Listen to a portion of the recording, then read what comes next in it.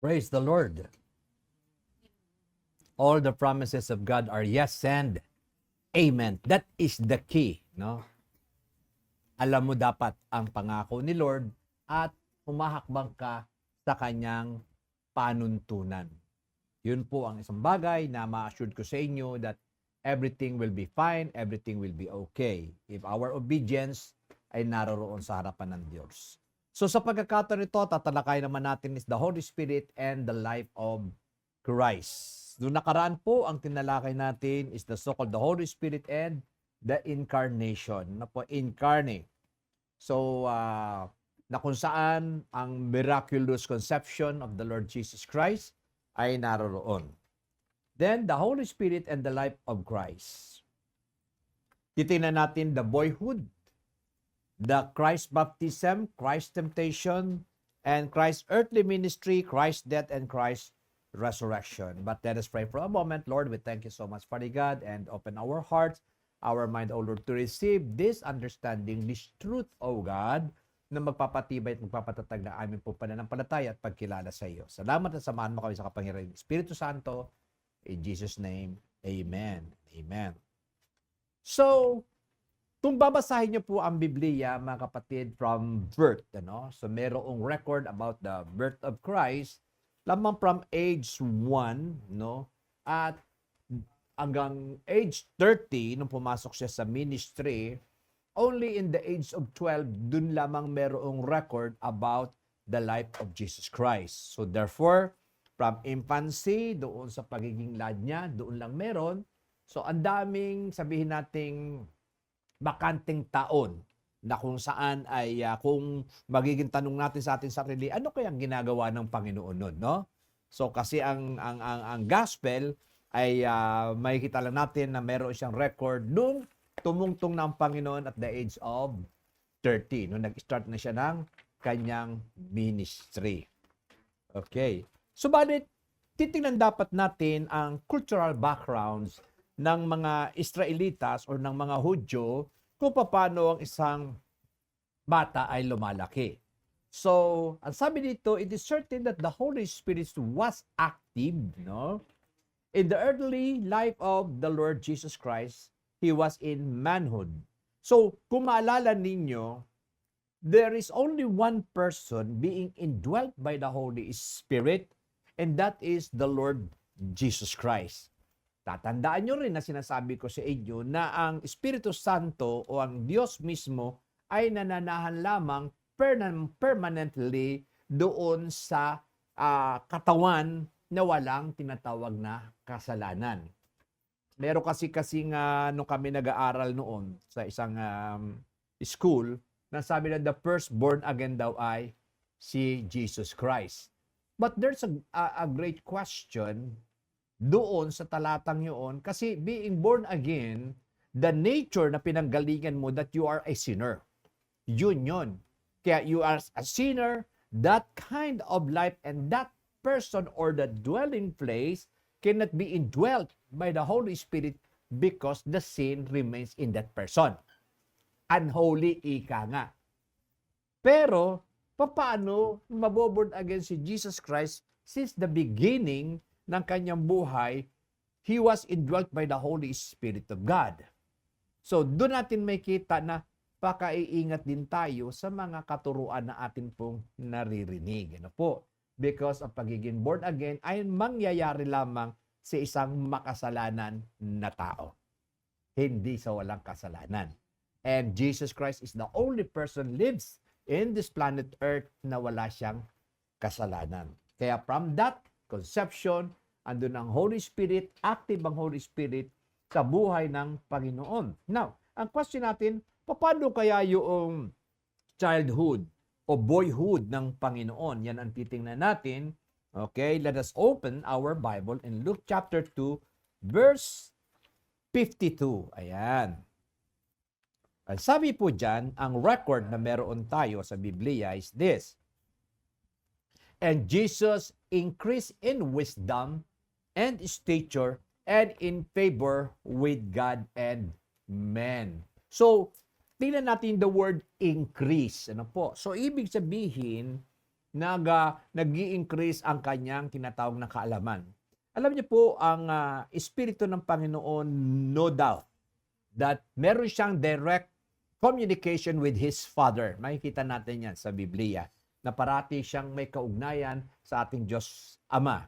But as a human being, the so-called the wisdom, ay doon siya nakasettle sa ating mismong soulical aspect.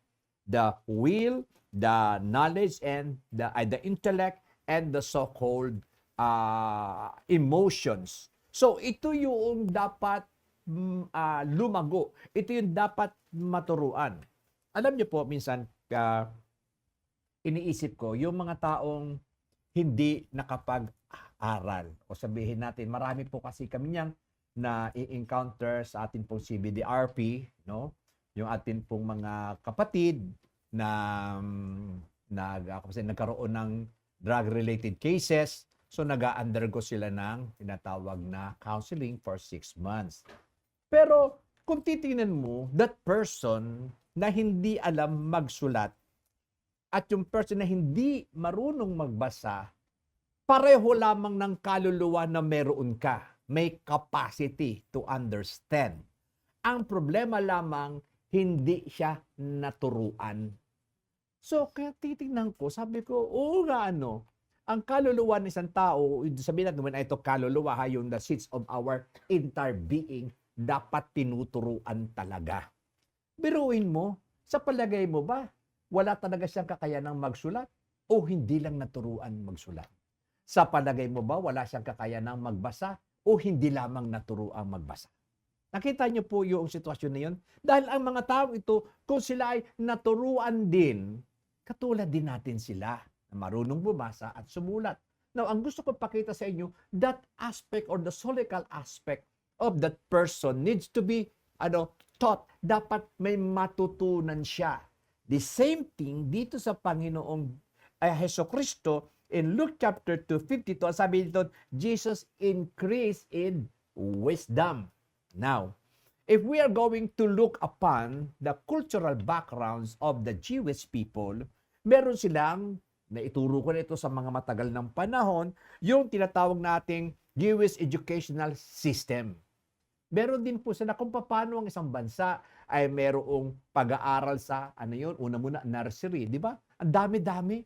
Nursery, hindi pa muna, prep, kinder, bago mag-grade 1, pambihira yung magulang talaga kumakayod na para ma-meet lamang yung mga areas na yun. Ano po?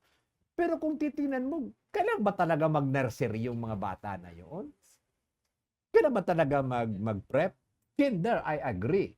Kasi doon tuturuan ka na sa tinatawag na kinder, preparation for your elementary stage. Pero, ang isang bagay na nabasa ko, at nalaman ko, sa Japan kasi, ang bata, at the age of, yung pag-aaral nila ng 1 to 4, grade 1 to 4, wala silang tinatawag na academics. Ang itinuturo sa kanila is the culture, character building ng mga bata. Kaya makikita ninyo, sa isang banda is talaga namang worthy of emulation ang sistema ng Japan. Nakikita nyo sila, yung kultura nila. Kasi at the age of that, doon active yung mind ng bata. Hindi sila tinatawag na ABC muna. Doon pinalalaki sila, yung culture nila, yung respeto nila, etc. etc. Then pagdating nun, doon na sila papasok sa tinatawag na academic side.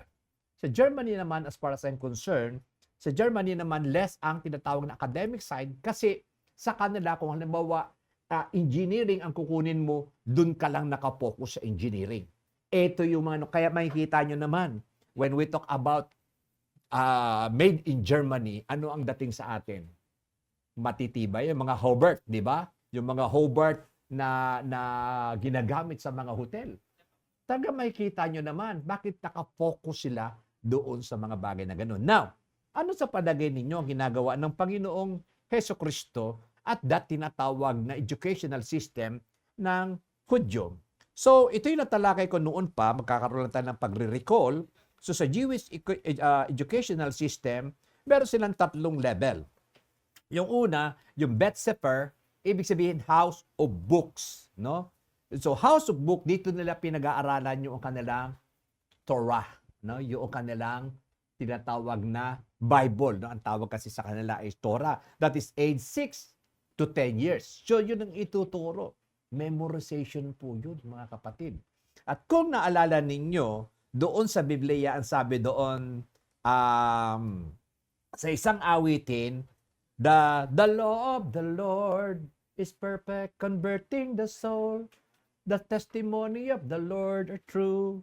Making wise the simple. Ano yun? More to be desired are they than gold. Ye did much fine gold. Mas mainam daw ang understanding of the Word of God.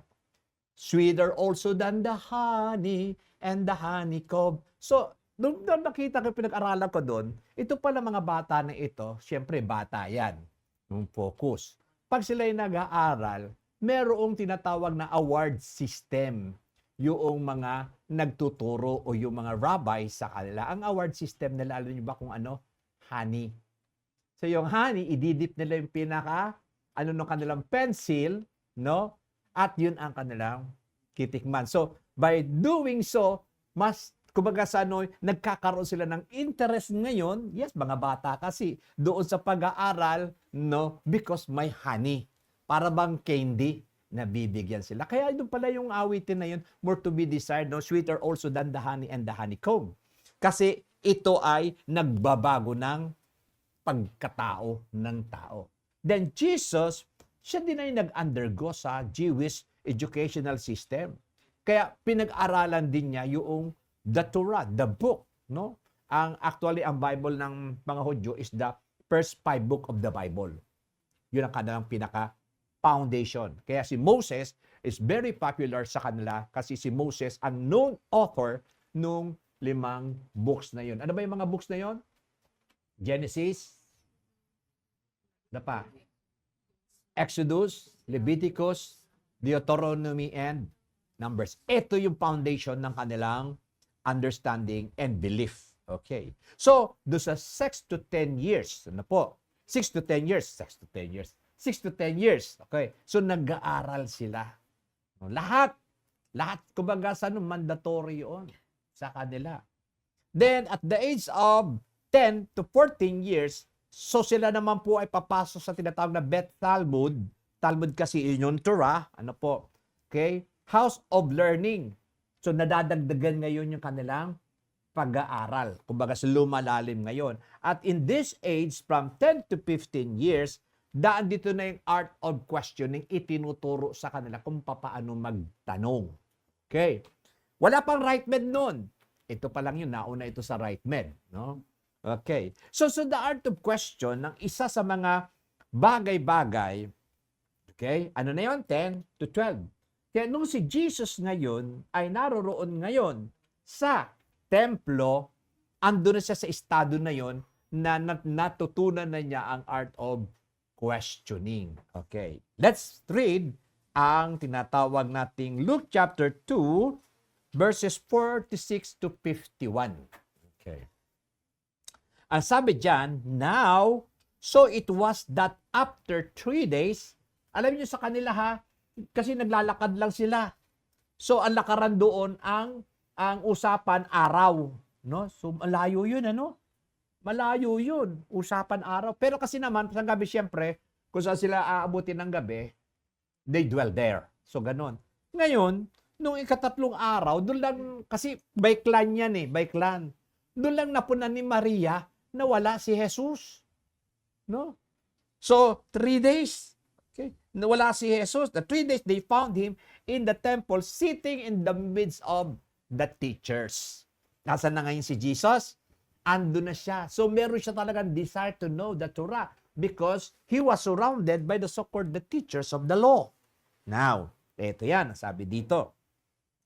But both listening to them and asking them questions. Okay? So, nagtatanong siya. So, dapat ganun din tayo, mga kapatid. Meron tayong ganung desire. Alam niyo po ba, kapag kayo nagbasa ng Biblia, you have to put question doon sa binabasa ninyo para mas nakaka-relate kayo. For example, bakit kaya hindi ginawa ni Lord yung sinabi ni Satanas, make this stone to bread. So, ganun kasi i-analyze mo, bakit nga kaya na gutom siya, di ba? The reality is, gutom siya, makikita natin. Just for the sake of discussion, so you need to communicate yourselves doon sa text na binabasa ninyo para mas nagiging makabuluhan ang pag-aaral natin ng Biblia. Hindi yung nabasa mo lang, kasi sabi, ay, nabasa ko na ganun. But the question is, anong naunawaan mo? Ano ang dumating sa iyo nung nabasa mo yun? No? Kaya it's better to have just a few verses, then meditate, communicate, ask questions do sa mga bagay na yun. Para yung atin ding kaisipan ay nagkakaroon ng tinatawag na active participation doon sa binabasa natin. Now, tingnan natin dito. Sabi din, and all, verse 47, and all who heard him, no, Jesus, were astonished at his understanding and answer. Ito lang ang nakita kong pagkakaiba ng Panginoon to the rest of the boys na naroon din. Kasi meron siyang direct relationship with his Father. Importante po kasi yung Spirit ay nagkakaroon din ng feeding. Okay? Reading the Torah, ay naroon, it is the so-called the feeding of the mind. Ano po? The understanding, the wisdom, the unawa.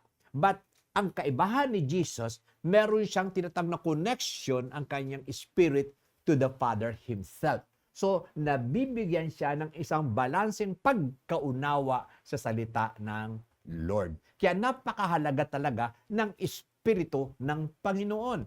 This is the question. At marahil kayo ay aagli sa atin. Di ba ang Biblia ginagamit, for example, ng isang religious sect, ng another religious sect, so whatsoever. But the question is, bakit iba-iba ang paniniwala? Di ba? If the Holy Spirit is right there in this people or religious group, bakit magkakaiba?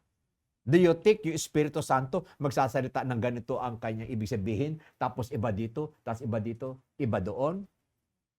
Truth are always parallel, mga kapatid. Bakit itong isa, talagang yapos na yapos siya na si Kristo ay tao lamang? Pagdating dito sa isa, yapos na yapos niya na ito si Kristo ay tinatawag na tao at Diyos. Doon naman si isa, yung hindi naniniwala sa Trinity, iisa lang ang Diyos o Unitarian. Now, the question is that, marami bang Holy Spirit? Isa lang ang Holy Spirit. Ito yung sinasabi ko. Yung talagang the inner or the spiritual aspect or the spirit of that person must be related to God Himself. Sa atin, mga kapatid, this is the question I would like to raise. Paano mo masasabi ang reality ng Diyos na totoo ang Diyos? Well, you can say na, kasi nabasa ko sa Biblia. Kasi sinabi naman sa Biblia, naniniwala ako sa Biblia. What else? Kasi, pero ang isang makikita ninyo, you experience God. That is far more different just knowing God in the Bible. Tama po ba? Kasi mayroong relationship na dapat matatag sa taong tumitingin, naniniwala sa Biblia, kasi kung paniniwala lang sa Biblia, will become a head knowledge person. Pero wala yung substance and reality of God. Paano mo masasabi ang Diyos ay pag-ibig? Because you experience His love. Paano mo masasabi that God is forgiving? Because you experience that He is so forgiving. Tama ba? Kaya nga, we cannot separate the Holy, and this is the ministry of the Holy Spirit. Yung sinabi ni Pastora, wala yan doon sa tumatayo dito kung sino pa man. No. The secret is the ministry of the Holy Spirit should be and must be acknowledged ng mga tao para malaya siyang makakilos sa kalagitnaan. And at the same time, yung parati ko sinasabi, we should be holy before the Lord. Kaya yung pinakita ko sa inyo dito, yung altar, we have the brazen altar. Pakipost mo ngayon kung meron ka pa. That is the pattern na hindi pwedeng baguhin because God is holy at no one can approach Him because of His holiness. Kung makikita nyo nga yung seraphim, the six-winged creature, doon na nagbabantay doon sa trono ng Diyos, sila mismo nakatakip na ganyan. Nakatakip yung katawan at nakatakip yung paa. So, ibig sabihin, yung extreme holiness of God, sabi nga ni Jesus, and even in the time of Moses, no one can stand before the Lord as He is, that a person will live, mamamatay, because of such holiness. Now, ito yung sinasabi ko sa inyo. Kaya sa ating pagpunta at pagdako sa Panginoon, this is a very, very important pattern. So, yung brazen na yan, altar of burnt offering, dito nagpapalinis, dito binabayaran ang kasalanan ng isang tao. Pag siya may kasalanan, dadalhin niya yung kanyang isang tupa at yung priest doon ang mag-o-officiate para ialay yun, mapatawad ang iyong kasalanan. Okay?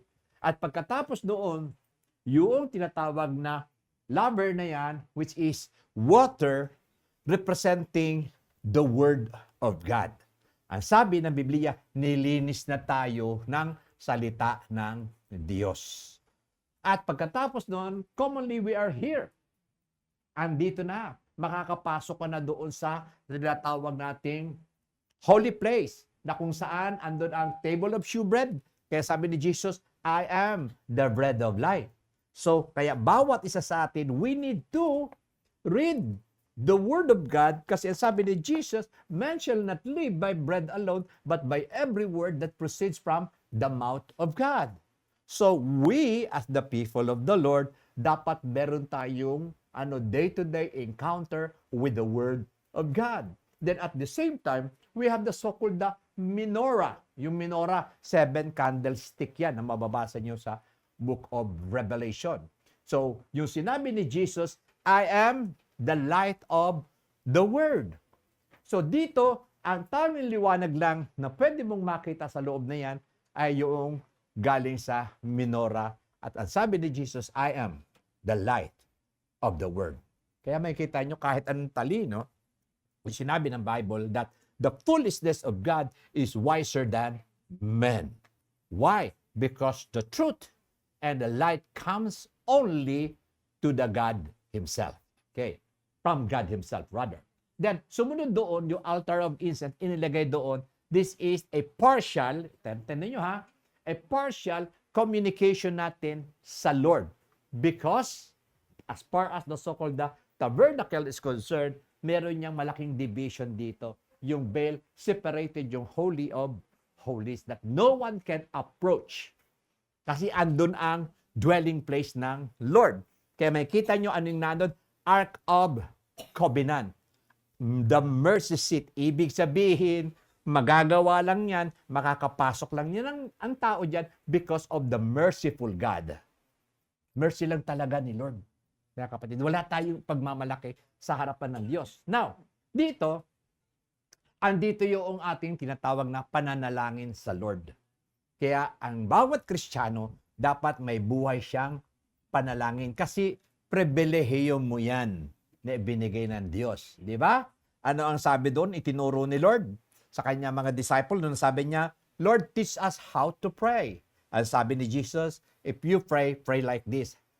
Our Father which art in heaven, hallowed be thy name. So, nakikita ninyo yung pagiging transcendent ng Diyos, no? Na ano siya, you cannot approach Him. Hallowed be thy name. But thy kingdom come, thy will be done on earth as it is in heaven, as we desire it. Di ba? So, but nung namatay ang Panginoon, yan, nung namatay ang Panginoon, kung babasahin niyo sa gospel, lalo na ngayon, mahal na araw na darating, yung makapal na veil na yon, according to sa that is a 8 inches thick veil. Kapal, no? Hindi mo siya talaga maano. Now, ang sabi doon, nung namatay ang Panginoon, nahati yun from top to bottom. So, ibig sabihin, wala ng barriers. Open na. Bakit wala ng barriers? Because ang lahat ng pumupunta dyan, mga kapatid, were tainted by the sin. Kaya nga may offering eh. Pero ang sabi sa 2 Corinthians 5:17, if any man be in Christ, he is now a new creation. You are redeemed, justified, and holy before God because of Jesus' sacrifice or the blood covenant. Kaya we don't need na yung bill na yun. We can approach God. But tayo bilang tao na nagkakasala at nagkakamali, that standard cannot be changed. God is holy God. And that is the reason why binigyan tayo ng provisions ng Biblia. And 1 John 1:9, if you confess your sin, He is faithful and just to forgive you and cleanse you from all unrighteousness. When we say all unrighteousness, you can come before God, no? Kapag dadaan ka sa ganoon, justified because of the power of the blood covenant. Kasi sinabi ng Diyos, patatawarin ka. And that is the reason why, mga kapatid, no?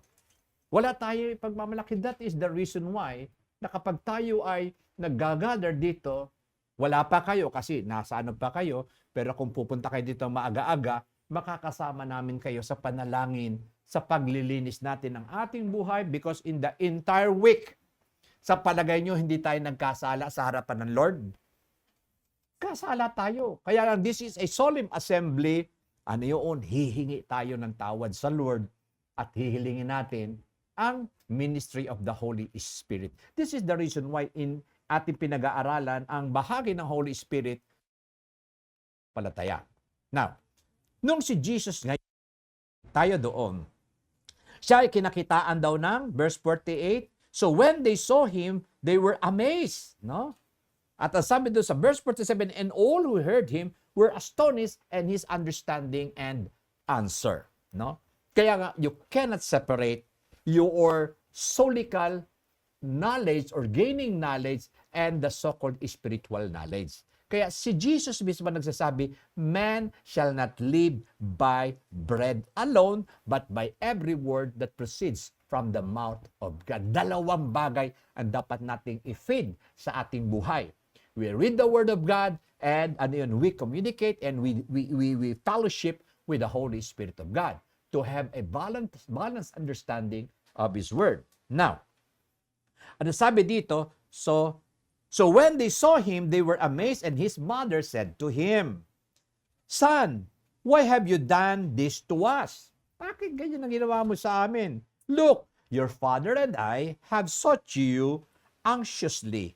Now, verse 49, sabi dito, and he said to them, Why did you seek me?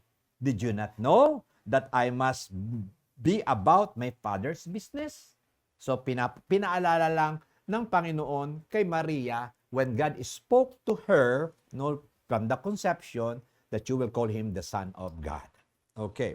Kasi sabi dito, verse 51, Then he went down with them and came to Nazareth and was subject to them. Kita nyo? Though he is the Son of God, the word is, and sabi dito, subject to them. Sabihin mo nga, special sa mga kabataan, naging masunurin si Jesus sa kanyang magulang.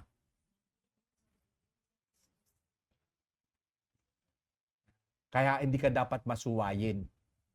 Kasi dito no? Yung isa, pinakita niya yung kanyang tinatawag na high position.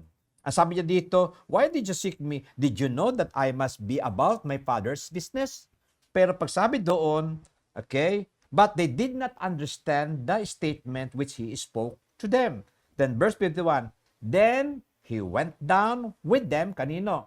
Sa kanyang pamilya, kay Mary and kay Joseph, as a family, and came to Nazareth and was subject to them. No? Okay, but his mother kept all these things in her heart. Kasi ang may direct revelations of who Jesus was is Mary, hindi si Joseph. Tama po ba? At alam niyo naman ng mga nanay, talagang nagtatabihan doon sa kanilang puso, endear sa kanilang mga anak, di ba?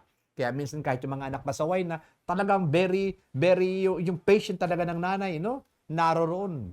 No? Magsasalita yan. Kaya lang doon sa loob, andun pa rin, endear pa rin sa kanila yung kanilang mga anak. Okay.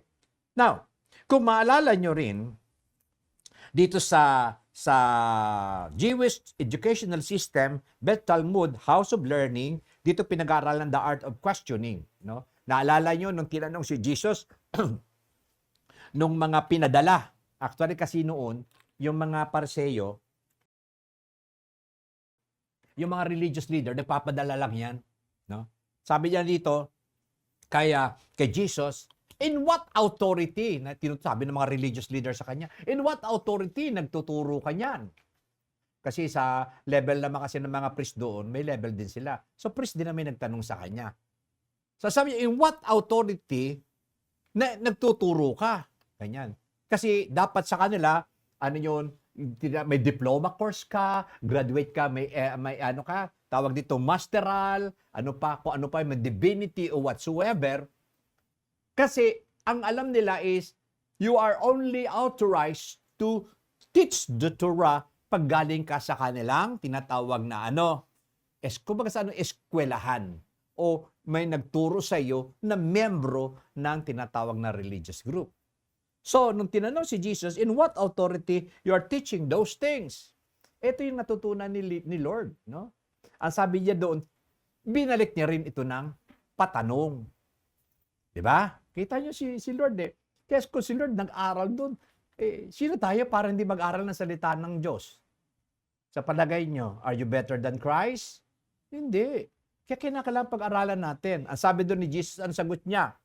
Okay, ang sabi niya doon, the baptism of John. Sabi niya, parang ganun sa Tagalog. Kanino galing yun? Sabi niya ganun. Sa Diyos o sa tao? So, hindi niya sinagot yung tanong nila, kundi sinagot niya ito ng panibagong katanungan. In what authority that the baptism of John, it is from God or from man? Nag-usap-usap ngayon yung mga religious leader. Sabi niya, kung sasabihin natin sa Diyos, bakit hindi natin pinaniwalaan? Di ba? Kaya alam nyo, parang ganyan din sa politika eh. Di ba? Panay ang segue. Ayaw pang sabihin kung sino talaga yung nag-utos. Hindi nga. Alam naman nila sa kanilang kaluluwa, you cannot escape the spirit of man. Because the spirit of man knows the deep things of man. Sa sarili mo, alam mo kung sino, bakit di mo sinasabi? Di ba? Ganon din ito. Nag-usap-usap sila. Pag sinabi natin sa Diyos, bakit hindi natin pinaniniwalaan? So, under question din sila. Tapos, sabi naman nila, kung sasabihin natin sa tao, ano yun? Tayo naman ay, mag-a-uproar naman ng mga tao kasi ang paniniwala ng mga tao, si John the Baptist came from God. So, magsasalungat ngayon. Di ba? Kahit lagyan pa natin dito ng tinatawag na time frame, kung sino-sino nagsalita na yun. Ang labas noon, iwas pusoy. Ayaw nilang matrap. O di ba? Kung makikita nyo yung investigasyon dyan sa mga House of Representatives natin, ayaw din nilang matrap. Di ba? Pero hindi tayo political dito. Ang pinakikita ko lang, may ganun kasing tinatawag na bias ang tao. Kaya sabi niya doon, we don't know. Di namin alam. Doon sa tanong niya na kung ang pagbabautismo, the baptism of John is from God or from man. Hindi nila sinagot. We don't know. Sabi niya gano'n. Ano sabi ni Jesus? Ito yung napag-aralan niya doon sa housing of learning. Hindi ko rin sasabihin kung kaninong authority ang ginagamit ko sa akin pagtuturo. Di ba? It silence the so-called these people. Kasi ang may problema talaga, sila ang may problema. Okay. So, yung pangatlo, Midrash, ito na yung house of study. Talagang ito yung kumbaga marubdob na aralan na ito na memoryahin mo ang 5 books of Moses. Pero yun mga kapatid, ikaw ba may memorya mo? O ilang memory verse meron ka sa buhay? Sige.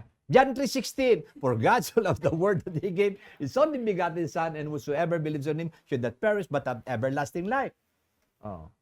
Ano pa? Jesus wept. Di ba? Di ko nga alam yung si Jesus wept na yun. Alam ko sa Luke yun eh. Umiyak si Jesus. Di ba? Ano yun? Genesis 1, in the beginning God created the heavens and the earth. John 1:1. In the beginning was the Word and the Word was with God. Eh sa kanila, ang minimemorya nila, books. See? Kaya si Pablo is one of the, sabihin nating, pinaka sabi nating matalinong, no? Estudyante ni Gamaliel, no? Kaya si Paul talagang very convicted. Tanong ha, pagkakaiba ni Paul, the fall before and the fall after. Alam niya ang tinatawag na Torah. Kaya lang ang understanding niya that itong tinuturo ni Jesus is far more different sa mga bagay na kanilang nalalaman. Pero when he encountered Jesus at the road of Damascus, ano ang nangyari sa kanya? Nag-iba. Nag-iba. Ang sabi niya, walang saysay ang aking pinag-aralan. Bakit? Ganon din mga kapatid. If we read the Bible, we need to have the devotion and fellowship with the Holy Spirit of God para balanse ang ating kaunawaan. Okay? Now, so, Christ temptation, tingnan natin. So, sa boyhood, makita natin na si Jesus ay hindi lamang nag-ML during his time ng kanyang boyhood. Hindi lang siya nagsasyatong. Walang ganon. Busy ang Panginoon sa I believe naman, he is a normal boy. Nakikipaglaro yan. Kaya lang may panahon talaga na ito mag-aaral ng tinatawag na salita ng Lord. Kaya sabihin niyo sa mga anak ninyo, may panahon ang lahat ng bagay. Ha? Hindi lahat Okay. Tsaka may panahon din ng tutulong sa bahay. Yan. Hindi ginagamit na dahilan mag-aaral, may assignment to whatsoever. Ha? Kasi kawawa kayo pag kayo mismo ay lumagay na rin at kayo magtatayo ng pamilya, you don't know anything about house chores. Ay nako. Let's go to Christ's temptation, Matthew chapter 4, 1 to 10. So sabi sa Matthew, Christ's temptation, sorry. Wala ako, baptism. Hindi. Baptism muna pala tayo, baptism. Hindi ko nasama pala yung baptism. Ito, meron. Okay, Christ baptism, kung maalala ninyo, nung si Kristo ngayon, si John the Baptist, ay nagbabautismo doon sa River of Jordan. Ano nga yung sinabi ko sa inyo? Anong purpose ng baptism? Yung kay John is the so-called the baptism of repentance. So, ibig sabihin, magsisi ka sa kasalanan mo because you are entering into the kingdom of God na yun. Dapat yun ang pintuan, ang pagsisisi. Everything, tayo man, bago tayo makapasok sa relationship ng Panginoon as the conviction of the Holy Spirit, we entered into the door of repentance.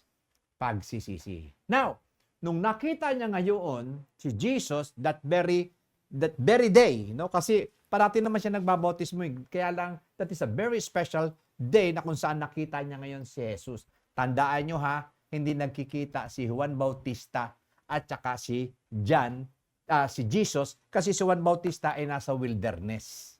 Doon siya lumaki no? So, kaya niya na-recognize si Jesus kasi may sinabi sa kanya ang Espiritu Santo ng Diyos. Kung sino yung bababaan, doong tinatawag na dove na yun ang anak ng tao o ang anak ng Diyos. Kaya nung nakita niya si Jesus, ang sabi niya, "Here's the Lamb of God who taketh away the sins of the world." No? Narito ika. Ang ginawa ni Jesus, bumaba ngayon para magpabautismo. Anong ibig ko nga sabihin? Tapos na yung regular life ng Panginoon. Nakita nyo? Na kung saan as a normal person.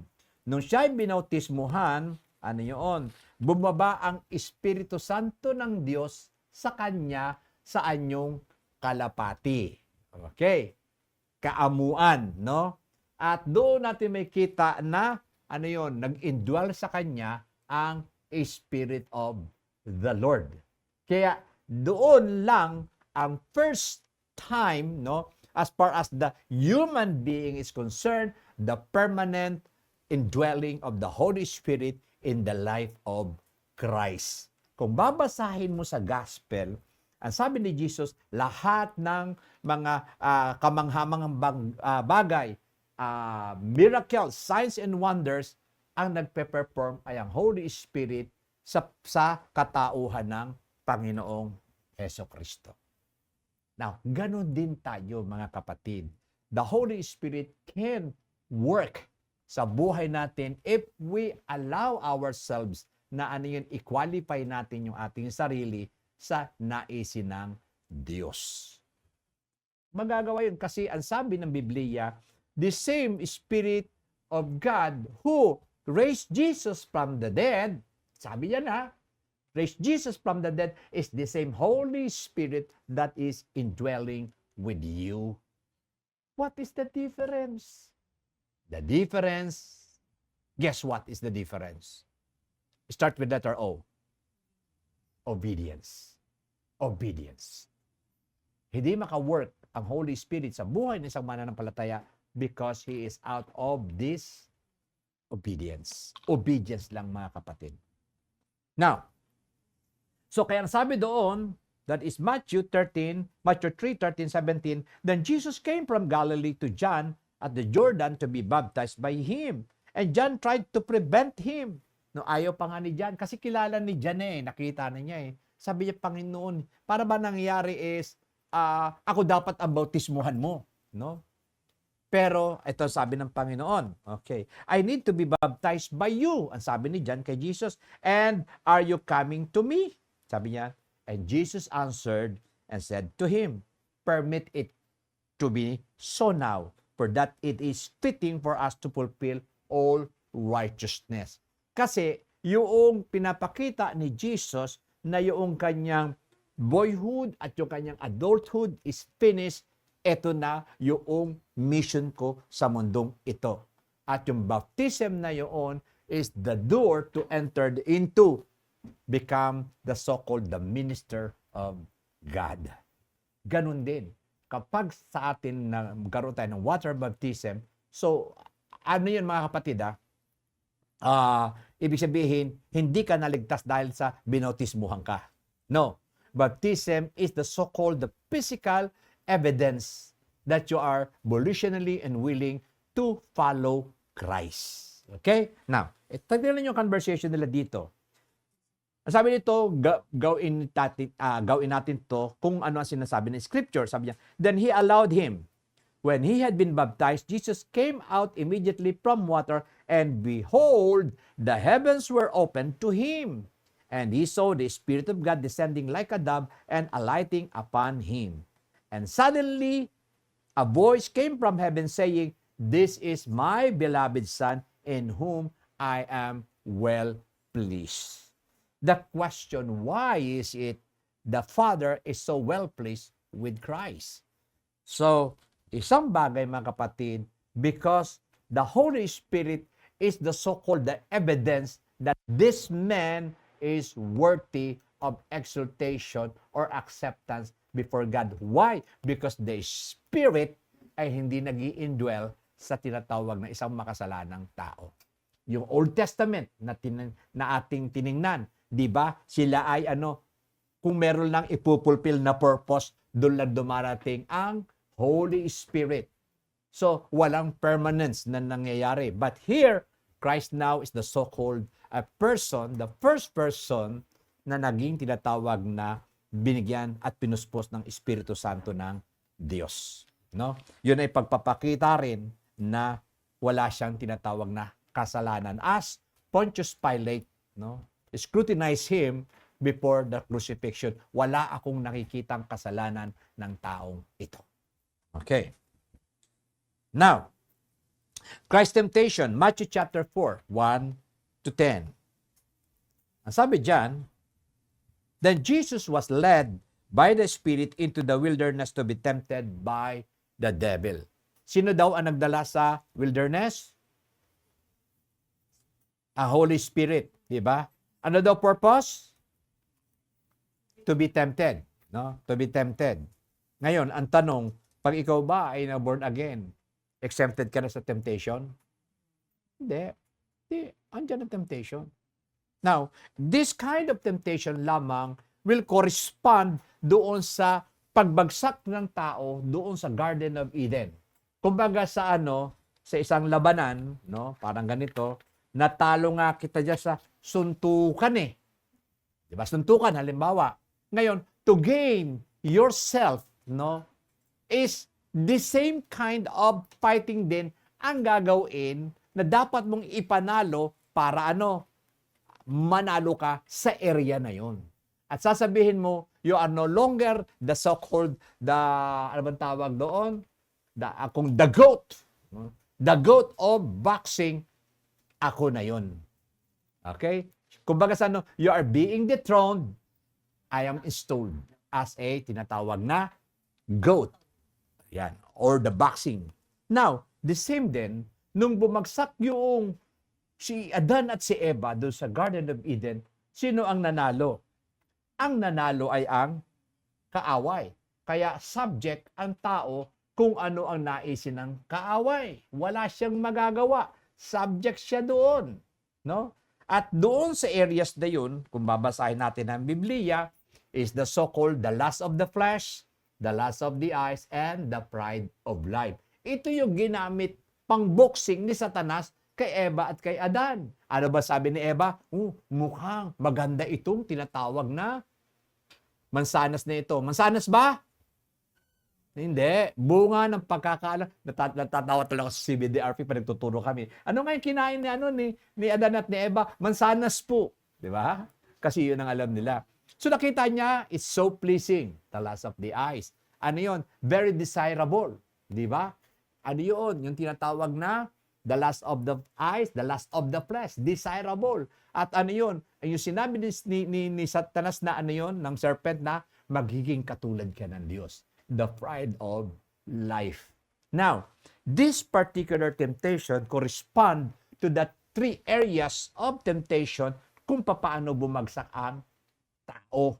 Ngayon, gustong i-regain ng Panginoon as a human person. Now, this is now magi-square tayo. And ang Holy Spirit lead him to that particular wilderness. Okay?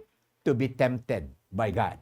To be tempted by the devil. Then, when he fasted 40 days, ano nga pala, may fasting tayo this coming Thursday, Friday, and hanggang Saturday, 3 p.m. Kung gusto niyo po mag-join, just come here. Open natin ito ng mga sabihin natin ng mga 10 a.m. Then pray. Then you can go home. No? Then another day. Then dito din pa tayo magbe-break ng Saturday ng 3 p.m. Ano po? Mag-gather tayo. No? Yung mga prayer items nyo rin, dalhin nyo rin sa araw na yun. Ang atin lang kakainin ay, inumin ay tubig. Ano po? Tubig lang. So meron naman sa iba na hindi kayo you can do it one day, no, full day, or 2 days, no. Bali mangyari kasi 2.5 days. Or gusto niyo staggered, halimbawa ay 2 days, kaya lang wala kayong lunch and dinner. Wala kayong lunch and dinner. Breakfast meron kayo. So it depends upon sa bagay na yun. Kung ano yung kakayanin. Pero I guarantee you, very beneficial po sa health ang fasting. Marami kayo napapanood niyan na reels. Iba ang tinatawag na fasting. Lalo na kung meron yung tinatawag na mga cancer cell, ano yun? Nakukuha sa tinatawag na fasting. Now, tingnan natin dito. Andon, nag-fasting si Lord ng 40 days and 40 nights. Pakinggan nyo, tingnan ninyo.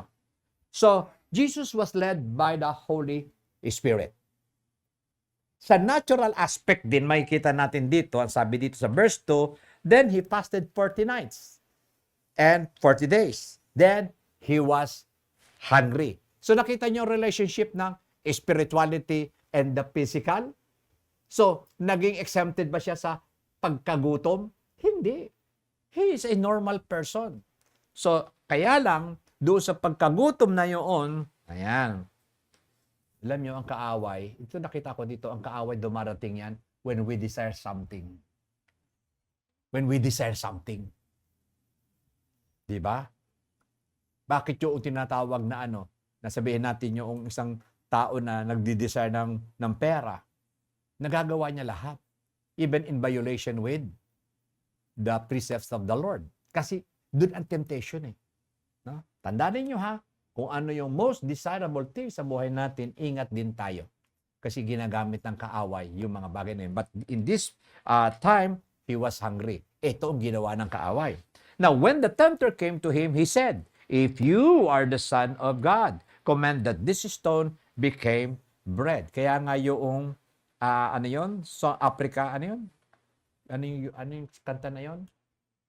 USA to Africa? Di ba? We are the world. Ano yun dito? Salungat dito. Kasi Jesus never turned the stone to bread. Pero kung babasahin na yun, anong sabi doon? When God turned the stone to bread. So, kasinungalingan yun. Hindi na-tempt ang Lord doon. Diba? Now, when the tempter came to him, he said, if you are the Son of God, command us this stone to become bread. Now, tingnan yung pagkakaiba. You are the Son of God. Dapat, ang isang tricky question dito ni Satanas, that you should shift to yourself the dependence of you. Ito yun eh. If you are the Son of God, you are so convinced na hindi ka pababayaan ng Lord at hindi ka gagawa ng mga bagay contrary sa naisin ng Lord. Diba? Dito, sabi niya dito, turning the stone to bread is not the will of the Lord. It is not the will of God. It is contrary to the will of God. Kasi kung ang Diyos ang nagsabi, gawin natin sa ganitong settings. Kung ang Diyos ang nagsabi, Son, turn that stone to bread. Jesus will obey because it came from His Father. But dito, hindi eh. Ang sino nagsasabi dito? Yung demonyo. Do it. No? It's fine. It's okay. Hindi ba? Sa buhay ng ano natin eh. Ganyan ang nangyayari. Yung word na it's okay. Pero hindi naman pala talaga okay. Kaya tayo nalalagay ang mga tao per se sa mga alanganing sitwasyon ng buhay. Kasi nagiging it's okay. Alam mo namang hindi yan ang naisin ng Panginoon, huwag mong gawin. Sasabihin kaya ng Diyos na nag-e-exam, it's okay. Dikitan mo yung matalino o para mamaya. It's okay. Di ba? Hindi ka pala nag-aral. Para ang laro mo. Hindi mo na pinag-aralan na kayo ay may exam. Di ba? Ang masaklap dito, wala pang handang immediate pad. Kakalabitin pa yung katabi. Di ba? Ito naman teacher na ito, minsan, nagpapasurprise test, no? Maganda sana yung, okay, next week, dala kayo ng intermediate pad, meron tayong long quiz. At least, handa ka. Yung bigla na lang iisipin na ano, okay, get 1/2 sheet of pad paper lengthwise. O, di ba? Ikaw, taranta ka naman ngayon. Kaya hanap ka ng kaeskwela mo, uy, akin na lang yung kalahati, ha? Okay. Now, verse 4. But he answered and said, it is written. Tignan nyo, okay, dito mga kapatid, ang panlaban natin sa kaaway is not our own logic. Kasi ang ating logic, ating salita is not a two-edged sword. Tama ba? Hindi tatalab yan. Ang sabi dito, ang tatalab sa kanya is the Word of God. So, you have to, face Him, tapos gagamitin mo ang salita ng Panginoon. Sabi niya, it is written, man shall not live by bread alone, but by every word that proceeds from the mouth of God. In this passage, mga kapatid, Jesus is not denying the need for our body. Hindi niya dinideny yun. Kaso lamang yung kaparaanan para pakainin mo ang iyong katawan, medyo may bearings yun. Tingnan nyo ang nahuhuling kawatan. Diba? Pag nahuli, bakit ka nagnakaw? Kasi wala po kaming pambiling bigas. Diba? Kasi po, may sakit po ang aking anak. So, yun ba isang tinatawag na, sabihin natin, solid reason para gawin mo ang hindi tama? Maraming ganon, mga kapatid. Dito, may kita natin ang balancing approach ng Panginoon, hindi lang naman sa tinapay na bubuhay ang tao, hindi lamang sa physical. Meron siyang spiritual na buhay na dapat niyang asikasuhin sa buhay niya. Okay? Di ba, madalas yung mapanood yan, ano? Samantang, ang saya-saya nung nagiging successful yung pang-hold up. Di ba? Pero pag naano ngayon, pag nahuli ngayon, nasuko ngayon, nahuli, pagdating doon sa presinto, ang bait-bait naman. Ngayon ko lang po ginawa po ito. Ngayon lang daw pero very professional na. Ngayon lang po kasi nagugutom po kasi yung pamilya ko. May sakit po yung anak ko. Lahat na ng rason.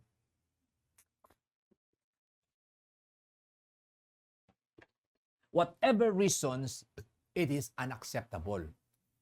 Hindi siya kasi labag sa batas, no? Labag sa batas.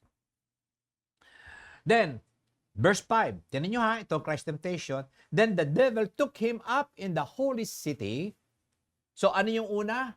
Lust of the flesh, no? Kailangan niyang kumain. Okay. Then the devil took him in the holy city, set him in the pinnacle of the temple and said to him, if you are the Son of God, throw yourselves, for it is written, he shall give his angels charge over you. Ano yun? Hindi ka pababayaan ng Lord. Hindi ba? Ito marami ako narinig. Hindi ka naman pababayaan ng Panginoon. Pero that person is out of obedience to God. Paano ka ngayon hindi pababayaan ng Panginoon? Ay hindi ka sumusunod sa Panginoon.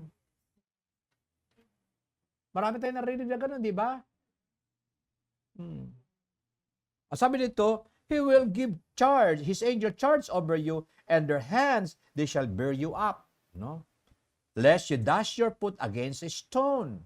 Ano ang gusto pakita dito? Pag pinnacle, maraming tao yan. Ano yun? Yung tinatawag na, ano yung meron doon? Yung makikita ka, na sikat ka ngayon. Diba? Hindi ito yung sino yung naglalakad na magician? Si Chris ano yun? Yung lalakad yung magician na ano? Na lumulutang nagle-levitate. Oo. So ano yun? Para maging sikat ka. No? Last of the so-called ano ito? Last of the eyes. No? Di ba? Pag nakita tayo, alam nyo, minsan nakakaano rin eh. Pag sa munisipyo, nakaka-awkward. As far as I'm concerned. Pag may mga dumarating na mag-dignitaries, pa-picture ng pa-picture, kasama pa-picture. Ako ba nakita nyo may pinupost na mga picture na ano doon? Wala. Ha? Hindi, kasi okay lang yon. Sometimes kasi inevitable naman eh. Wala naman akong kaso.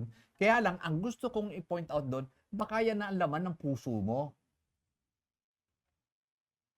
Baka yun ang laman ng puso mo. Na ipagmamalaki mo ngayon, pagyayabang mo ngayon kasi katabi mo si mayor o kaya si vice o sino pa man pumunta roon. Diba? Ulitin ko ha, hindi masama magpa-picture. Ang sinasabi ko dito, ano na yung intent of your heart. Okay. Then, ano sabi ni Jesus dito? Jesus said to him, it is written again, you shall not tempt the Lord your God. Ito, maraming mga bumabagsak ditong Kristiyano na. Nasabi dito, kaya sila problema, ay ito'y binigay sa akin ng Diyos. Makakayanan ko ito. Madalas yung makita yun, di ba? Pag naando siya sa isang sitwasyon na hindi maganda, hindi inallow ni Lord ito. No? Bigay sa akin ito ng Panginoon. No. Sabi dito, God cannot be tempted by evil. At wala siyang tinutokso nino man. Okay? Kaya minsan iiwasan natin dito, ay, alam mo, binigyan ako ni Lord ng cancer, pero makakayanan ko to kasi ano. Walang ganun. The Lord heals. Amen. Kaya ang claim mo doon, Lord, thank you for the healing. Because you are the God that heals. You are the same yesterday, today, and forever. So ganun, ha? Wala na yung kung ano yung katatayuan ninyo. Minsan kasalanan nyo yan eh. Kung bakit kayo nasa sa ganyang kalalagay, tapos idadamay nyo pa si Lord. Hindi inalaw ni Lord na wala akong pera. Who told you? Kaya mo na baka marami kang in-order. Naalala ko tuloy din sa just for the sake of discussion, may nakita akong reels. Nag-award yung may awarding yung ganyan. best in order, binigyan siya ng ganon, best of parcel, yan. Yung mga ganon-ganon na inilagay doon. No? Sponsored by, ano yon, Lazada or Shopee. Oo. Oo.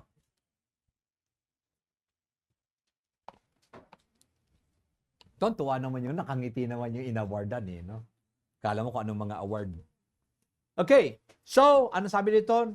Thou shall not tempt the Lord thy God. Ito rin ang isang doctrines na pwede mong kunan. Kasi meron tinatawag na religious group kasi nagsasabi, si Kristo ay tao lamang. But in this conversation, sino ang kausap ni devil? Sino kausap ni Satanas? Si Jesus. Sinong tinutokso? Si Jesus.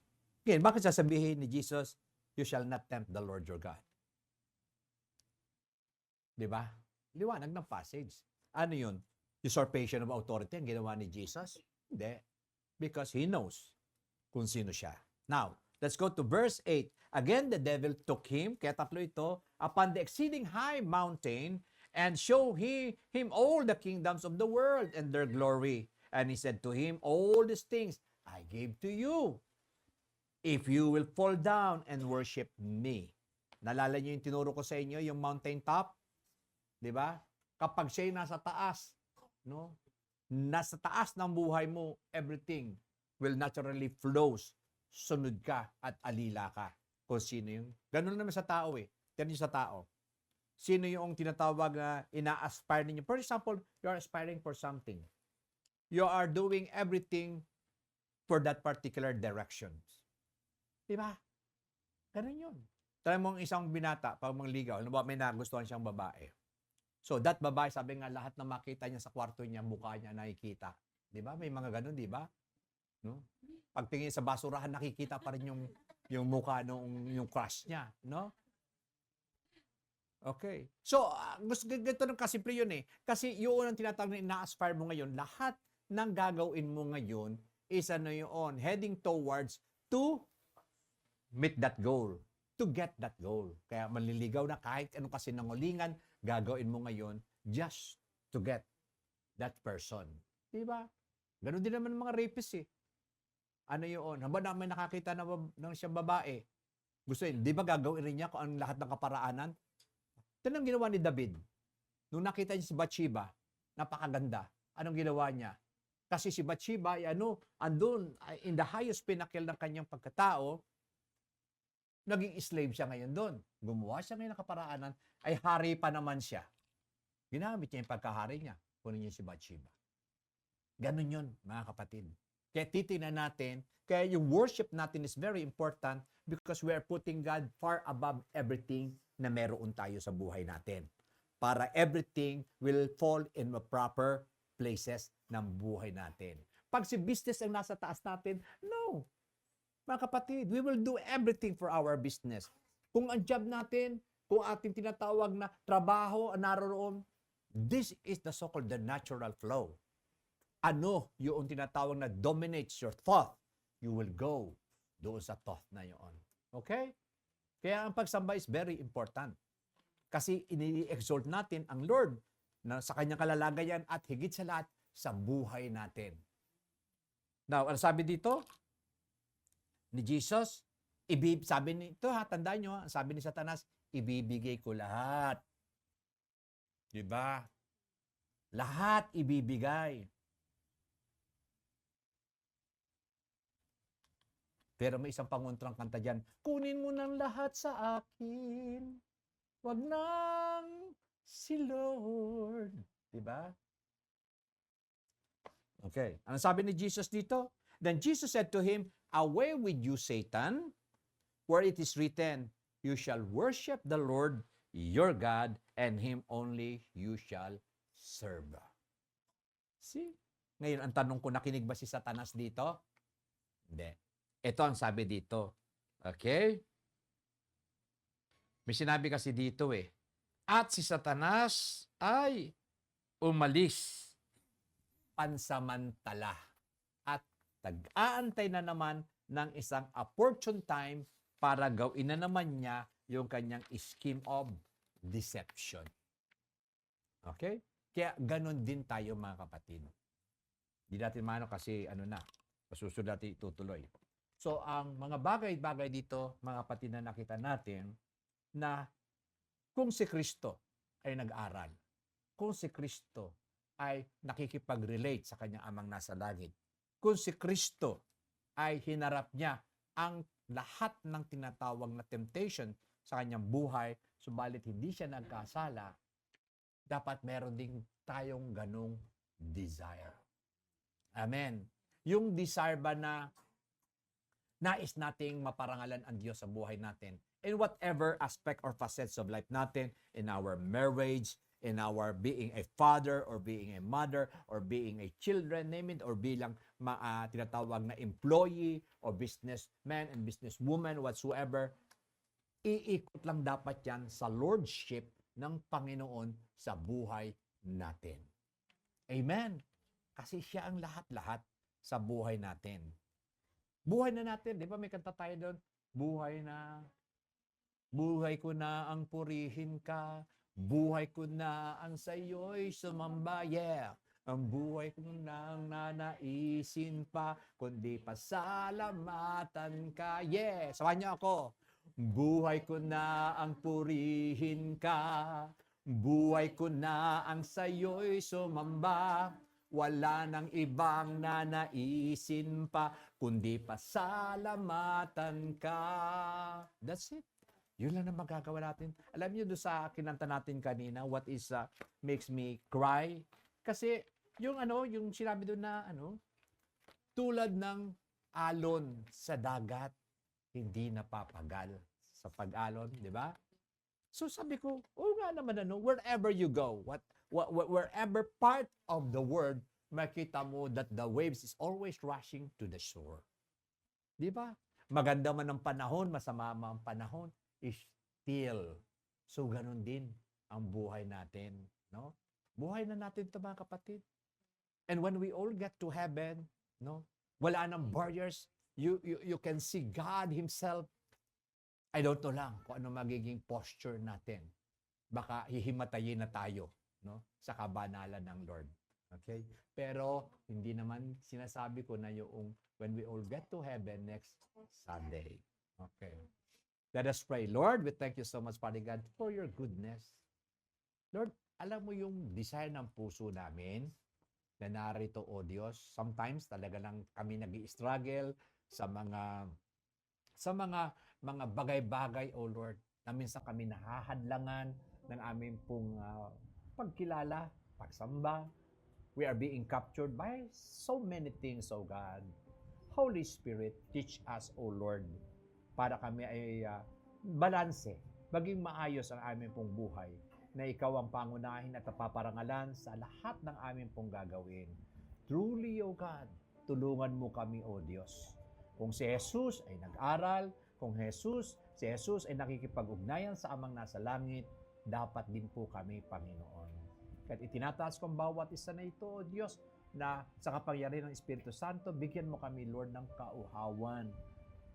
Yes, O God, kauhawan to worship you, to have fellowship with you, and even we will look into your word intently and communicate with it, O God. And we pray that yung mighty Holy Spirit, O Lord, will bring us, O Lord, into understanding, O God. Salamat at ingatan mo kami at pagpalain mo, even ang mga nasa online, O Lord. Ako po'y naniniwala na ikaw ay nangungusap din sa kanila pong buhay. Patuloy mo rin tugunan ang kanila pong nilanais at naisin sa buhay nila. But far above all things, O Lord, be exalted in our lives. Yes, O Lord, be the top of the mountain in our lives, O Lord, so that everything will fall into proper places, Panginoon. Sa iyong kapurihan at kaluwalhatian, sa pangalan ni Jesus na po aming salamat dalangin. Amen and amen.